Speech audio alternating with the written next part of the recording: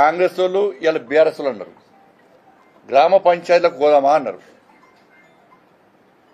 మీరిద్దరు కాదు, మీరిద్దరు రండి, మేము కూడా వస్తాం. ఏ గ్రామ పంచాయతీ అని మీరు డిసైడ్ అయ్యింది. ఎన్ని గ్రామ పంచాయతీ తెలంగాణ రాష్ట్రంలో టైము, డేటు, ప్లేసు మీరే డిసైడ్ అయ్యారు. కాంగ్రెస్ పార్టీ, బీఆర్ఎస్ ఇద్దరు రావాలి. వాళ్ళిద్దరు ఒకటే. లోపల అంతా అండర్స్టాండింగ్, ఎంత తిట్టు అంతా పట్టి, మీ బ్రేకింగ్లు అన్నీ పట్టి అవి మీ కొట్టి కొట్టి మీ చేతులు ఖరాబ్ అవుతున్నాయి, మీ ల్యాప్టాప్లు ఖరాబ్ అవుతున్నాయి తప్ప వాళ్ళిద్దరు అంతా దొంగ డ్రామాలు ఇద్దరి.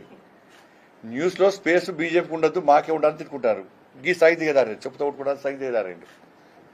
నేను బీఆర్ఎస్ పార్టీ, కాంగ్రెస్ పార్టీ సవాల్ చేస్తున్నా. తెలంగాణ రాష్ట్రంలో ఏ గ్రామ పంచాయతీ అని మీరు డిసైడ్ అయ్యారు, ఆడికి మేము వస్తాం. మా రాష్ట్ర అధ్యక్షుడు రామచంద్రరావు నిర్ణయించినటువంటి నాయకుడు అక్కడికి వస్తాడు.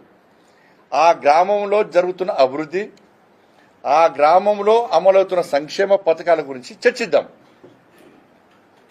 ఈ 11 సంవత్సరాల కాలంలో కేసీఆర్ ప్రభుత్వంలో కానీ, ఈ సంవత్సరాల కాలంలో రేవంత్ రెడ్డి గారి సర్కార్ పాలనలో కానీ ఆ గ్రామంలో ఏం అభివృద్ధి జరిగిందో చర్చించడానికి మేము సిద్ధం.